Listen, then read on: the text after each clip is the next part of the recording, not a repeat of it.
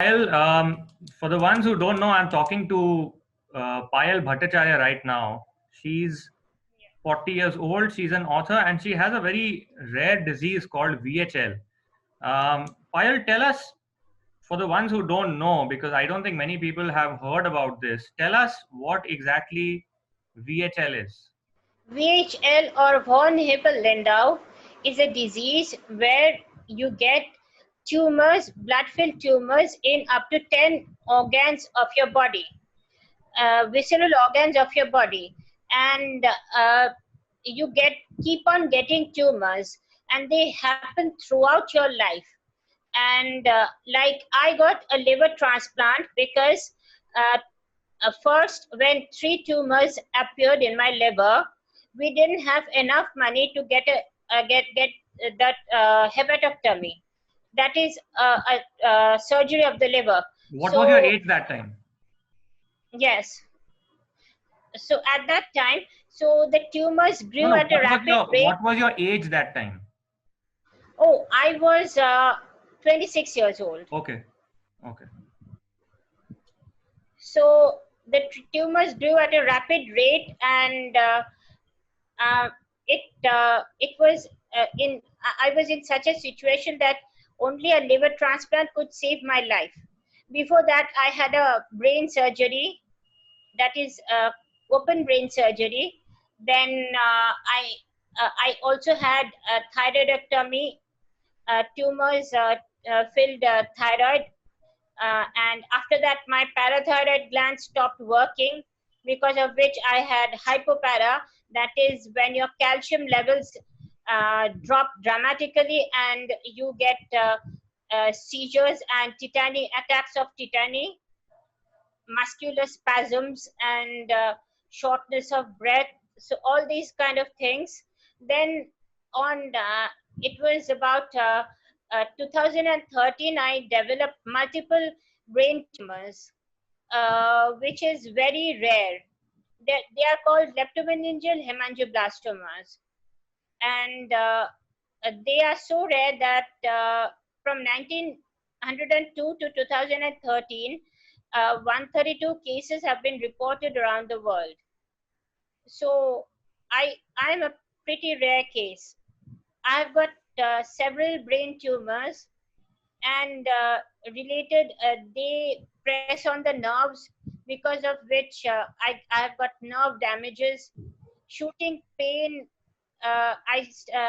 pain in my right side of my face started, and I suddenly faced a lot of pain in my right eye. Then I went to the doctor and I was diagnosed with trigeminal neuralgia.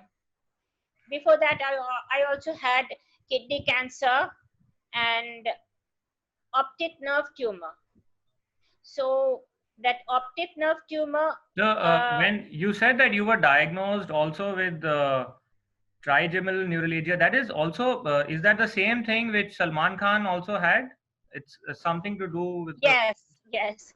That was I was diagnosed with that in 2017. And that But is also, as far as I if I'm know, not wrong, Salman Khan had.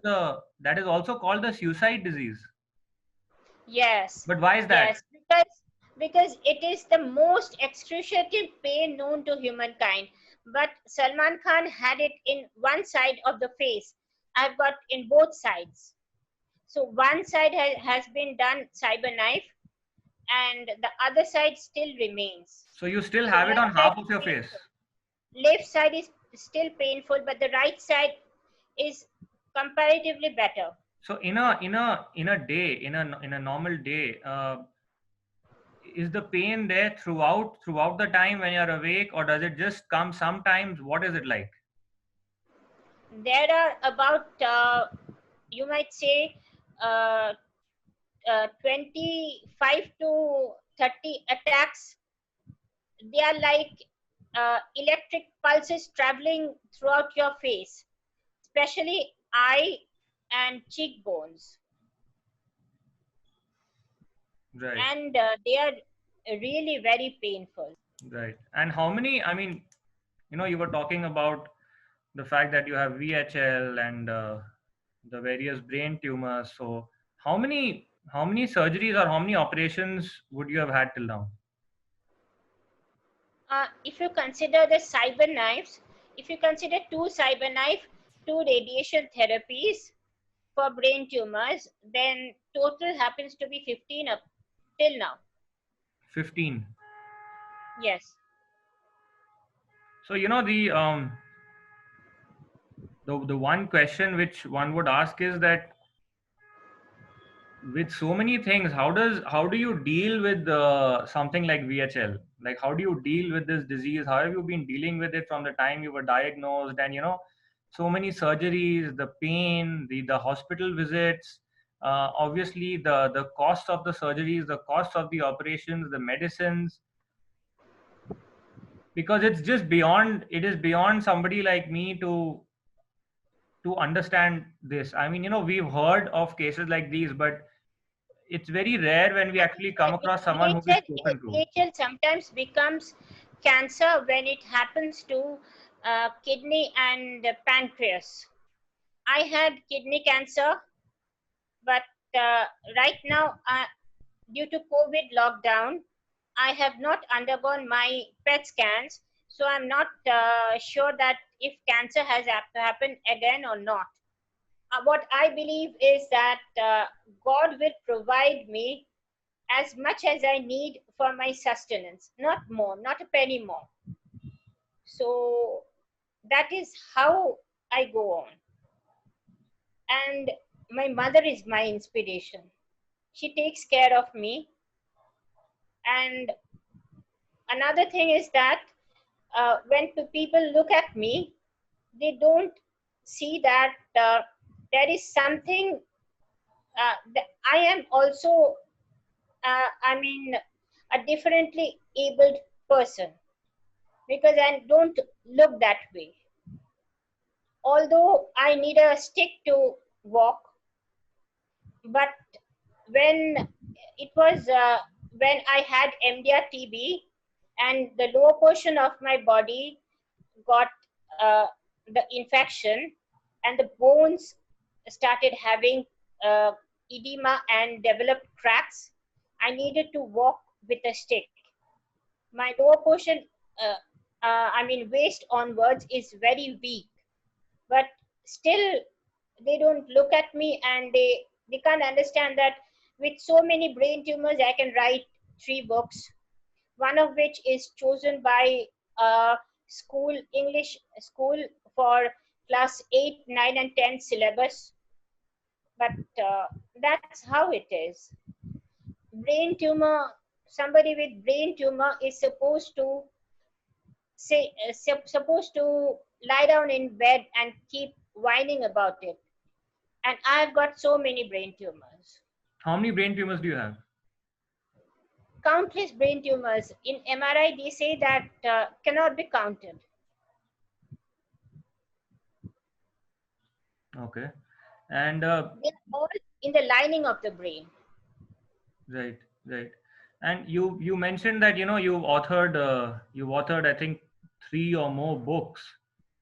Tell us about their fiction, their non-fiction. Tell us about that, and why do you write? Because I'm an avid author, an avid reader, a bibliophile. I just love to write, express my thoughts.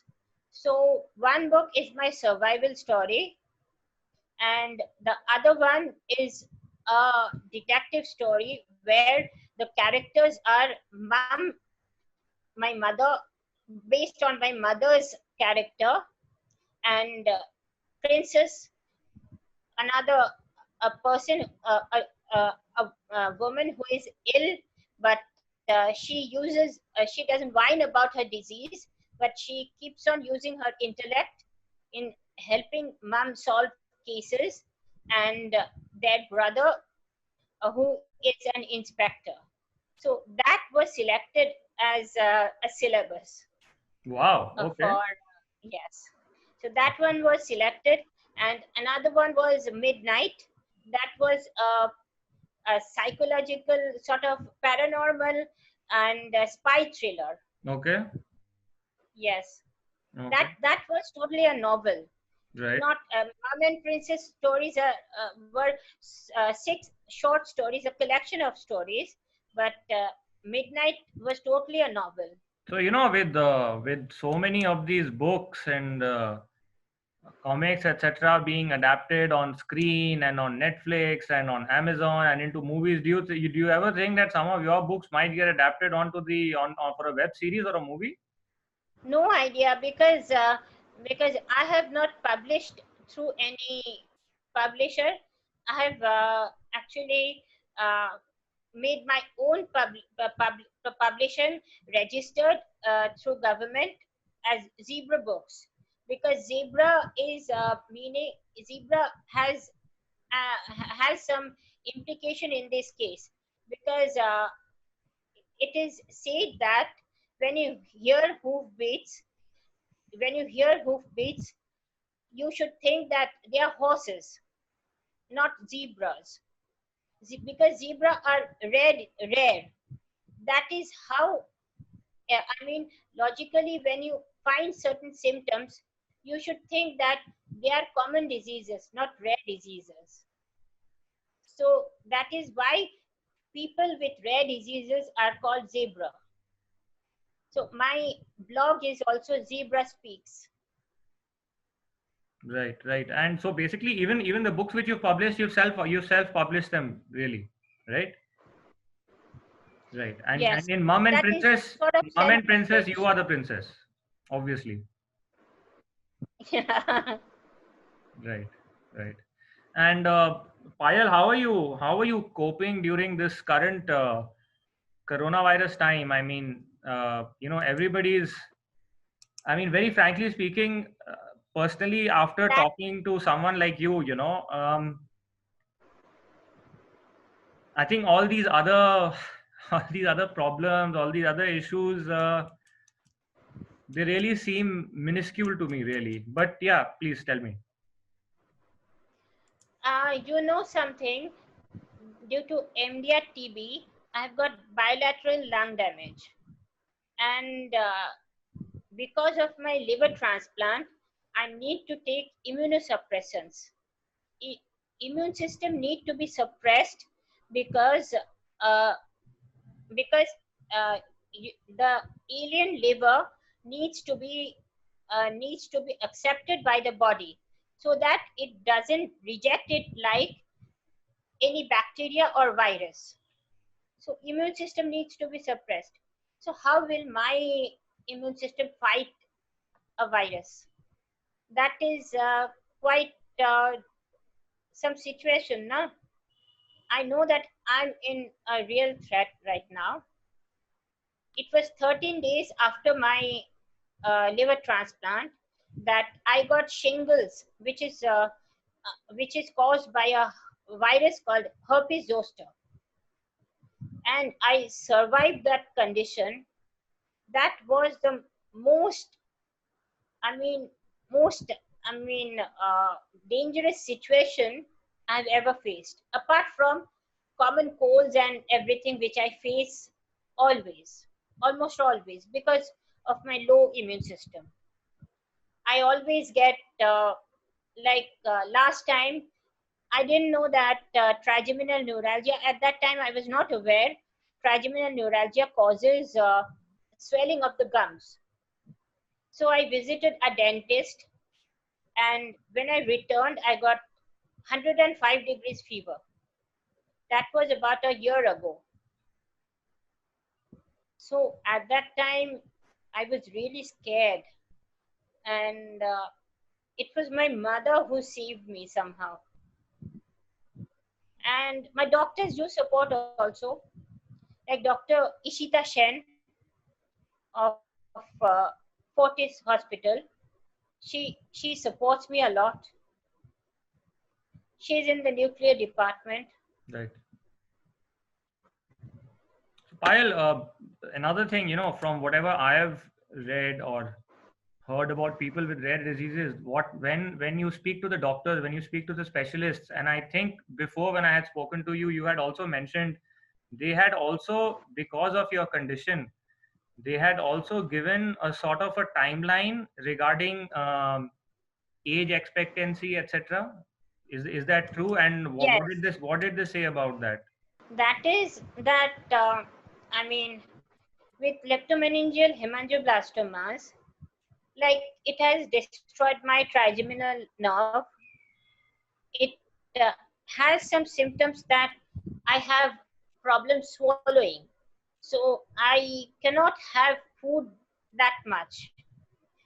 I mean, I have trouble having food. So that might be glossopharyngeal neuralgia or anything like that. Any other nerve might have been damaged. So somebody mentioned, some other doctor, don't want to name him right now. Yeah, So yeah. he Please don't. That's mentioned okay. that Yeah. that way it would travel to your respiratory nerve. So it would the tumor would cause damage of your respiratory nerve or the other cardiac nerve, and your respiration would stop, and or the or your heart would stop. So that that way death would occur. That is what I was told. Generally, even if you read literature, you would find that happens. They don't have much expectancy, but if you get cyber knife in proper time, generally the tumor shrinks.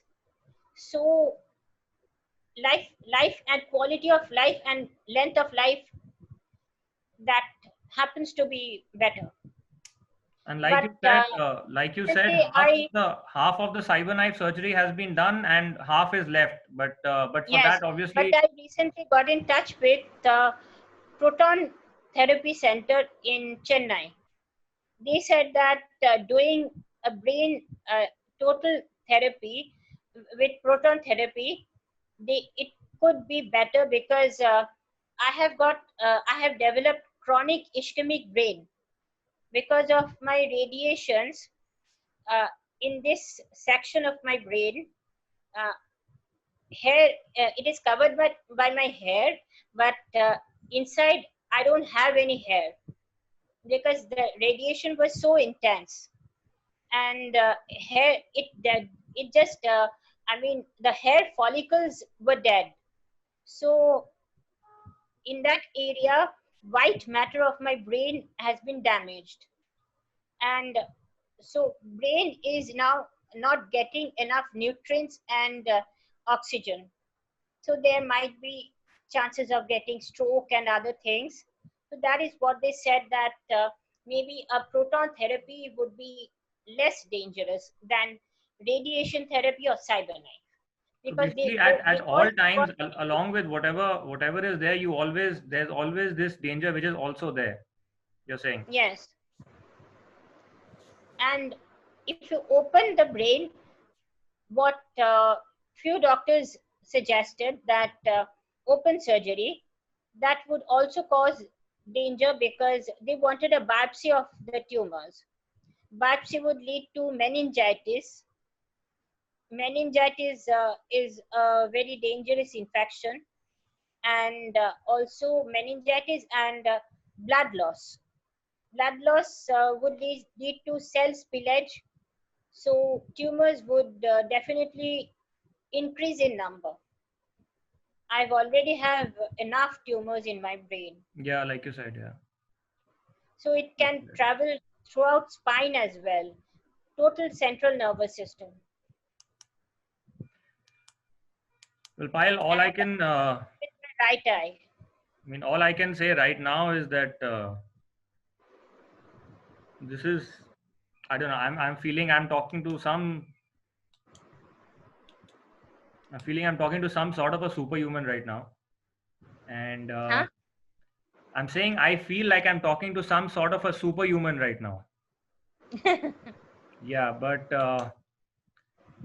yeah, that's basically what I wanted to ask. I really don't know what to say right now. Normally I say best of luck, and but yeah, I mean, just I don't know whether to call you an inspiration, whether to call you an amazing story or what, but yeah, just I just hope that more people get to know about your story and get to know about you, and the fact that somebody like you has written three such amazing books, which sound very interesting to read also. And yeah, I mean, I it would be great if they're turned into a Netflix or Amazon original one day. You never know. So best of luck with that part. Yeah, that's what I would say. Best of luck with that part, and take care. And thanks a lot for talking to us, Payal. You see, I understand that where I stand. Right. I recently came across certain people who said that you have to fight with cancer until you get out of the situation. Right. But for me, that is not the case. I have to fight throughout my life.